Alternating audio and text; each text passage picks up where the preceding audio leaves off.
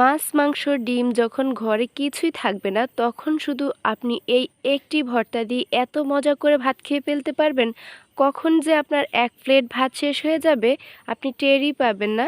এই ভর্তাগুলো তৈরি করা এতটাই ইজি, আশা করছি যে কেউ একবার দেখবে সেও কিন্তু ইজিলি এটা তৈরি করে নিতে পারবে। আর হাতের কাছে থাকা উপকরণ দিয়েই এই ভর্তাটি তৈরি করা যায়। বাই দ্য ওয়ে, আসসালামু আলাইকুম everyone, welcome to Naba Islam kitchen. কী অবস্থা, সবাই কেমন আছেন? আশা করছি অনেক অনেক ভালো আছেন। আজকের ভিডিওটি না টেনে সম্পূর্ণ দেখার অনুরোধ রইল, তাহলে আপনিও এরকম পারফেক্ট ভর্তা রেসিপি শিখে ফেলতে পারবেন। তো চলে যাচ্ছি নেক্সট স্টেপে। দেখতেই পাচ্ছেন এখানে আমি ১ টুকরো কুমড়ো নিয়েছি, আর কুমড়ো স্লাইসগুলো কতটুকু পুরুত্ব রেখে কেটেছি। এরকম করে নিলে কিন্তু এগুলো একদম পারফেক্টলি কুক হবে। তো আমি যেভাবে প্রসেসিং করতেছিলাম, এখন কিছু শুকনো ইনগ্রেডিয়েন্টস এখানে অ্যাড করে দিচ্ছি। এখানে হাফ চা চামচের মতো লবণ অ্যাড করেছি, হলুদ গুঁড়া হাফ চা চামচ অ্যাড করে দিয়েছে। এখন এগুলো ভালো করে এই কুমড়োর সাথে আমি মিক্স করে নিচ্ছি। তো মিক্স করে একটা সাইডে রেখে দিচ্ছি। চলে যাচ্ছি নেক্সট স্টেপে। আরও কতগুলো ইনগ্রেডিয়েন্টস লাগছে সেগুলো আমি দেখিয়ে দিচ্ছি। তো আমার এখানে লাগছে অনেকগুলো পেঁয়াজ কুচি, সাথে নিয়েছি এখানে আমি গোটা 4টি রসুন। আর রসুনের কিন্তু 2টি সাইড আমি কেটে নিয়েছি, খেয়াল করেছেন নিশ্চয়ই। আর নিয়েছি অনেকগুলো ঝাল ঝাল দেখে শুকনো মরিচ। এগুলো একটা সাইডে রেখে চলে এসেছি কিচেনে। একটা কড়াইতে এখানে আমি সরিষার তেল অ্যাড করেছি 1.5 টেবিল চামচ পরিমাণ। এখন শুকনো মরিচগুলো আমি ভেজে নিচ্ছি।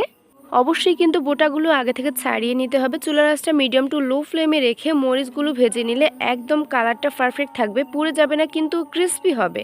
তো আমি এগুলো তেল থেকে একটা স্ট্রেনারের সাহায্যে তুলে নিয়েছি। এবার একই তেলে কিন্তু আমি রসুনগুলো ভেজে নিয়েছি।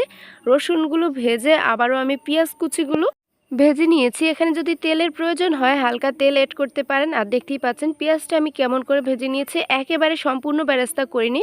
এটা আমি চুলার আঁচটা মিডিয়াম টু লো ফ্লেমে রেখে আধা করে ভেজে নিয়েছি। আর তেলটা সম্পূর্ণ শেষ হয়ে গিয়েছে। এখন আমি আরও কিছুটা তেল অ্যাড করেছি। অবশ্যই কিন্তু এখানে ময়েশ্চার অয়েলটা অ্যাড করতে হবে। তো তেলের মাঝে কিন্তু ম্যারিনেট করা কুমড়োগুলো আমি এখানে অ্যাড করে দিচ্ছি। একদম পাতলা পাতলা করে এরকম মাছের মতো করে বিছিয়ে এটা দিতে হবে। আর চুলার আঁচটা মিডিয়াম টু লো ফ্লেমে রেখে এগুলো উল্টে পাল্টে কিন্তু ভেজে নিতে হবে। যখনই একটা সাইড কিন্তু লালচে স্পট পড়ে গিয়েছে, তখন কিন্তু আমি আরেকটা সাইড উল্টে দিচ্ছি। তাহলেই কিন্তু এটা একদম পারফেক্টলি কুক হবে। এগুলো ভাজার সময় কিন্তু অবশ্যই ময়েশ্চার অয়েলটা অ্যাড করার চেষ্টা করবেন, তাহলে কিন্তু টেস্ট এবং ফ্লেভার একেবারেই পারফেক্ট থাকবে। তো এগুলো কিন্তু হয়ে গিয়েছে, আমি একটি স্ট্রেনারের সাহায্যে তুলে নিচ্ছি। একই কড়াইতে কিন্তু এভাবে আমি 2টি লেয়ার করে এই কুমড়োগুলো ভেজে নিয়েছি। তো ভেজে নেওয়া হয়ে গিয়েছে, চলে যাচ্ছি নেক্সট স্টেপে। তো আমি একটা বড় দেখি ডিশ নিয়েছি। তো ভেজে রাখা মরিচ থেকে এখানে 3 থেকে 4টি মরিচ নিয়েছি। আর এখন আমি হাত দিয়ে ভালো করে চটকে নিচ্ছি। সামান্য লবণ অ্যাড করতে হবে, তাহলে মরিচগুলো কিন্তু একেবারে দ্রুত ভেঙে যাবে। দেখতেই পাচ্ছেন এরকম আধ ভাঙা করে রাখলে কিন্তু এটার টেস্ট অনেক ভালো আসে। তো আমি যে পেঁয়াজটা ভেজে রেখেছিলাম সেখান থেকে অর্ধেকটা পেঁয়াজ এখানে আমি নিয়েছি।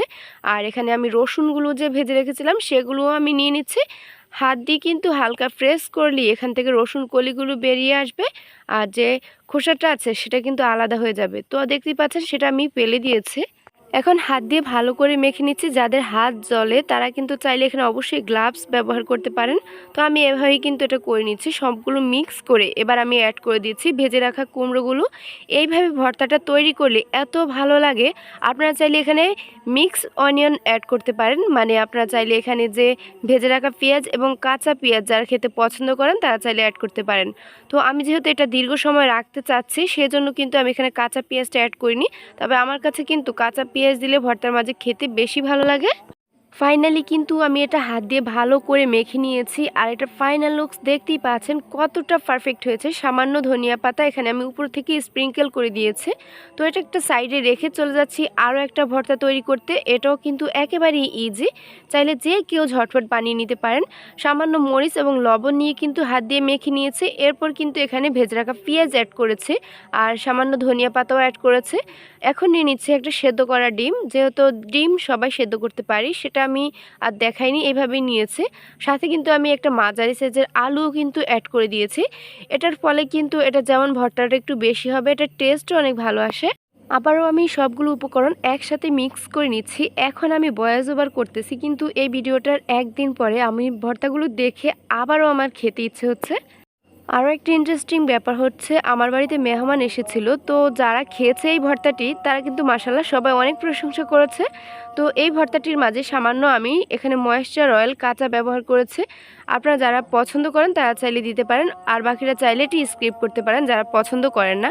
ফাইনাল লুকসটা দেখতেই পাচ্ছেন, এই ভর্তাটা এত টেস্ট হয়েছে। তো আমি কিন্তু ওই প্লেটেই সামান্য ভাত নিয়ে নিয়েছি, আর এটা আমি খেয়ে নিচ্ছি। একদম তৃপ্তি সহকারে ভাতটা খেয়ে নিয়েছি। ভালো লাগলে অবশ্যই একটু শেয়ার করে দিবেন। আজকের মতো এখানেই বিদায় নিচ্ছি। আল্লাহ হাফেজ।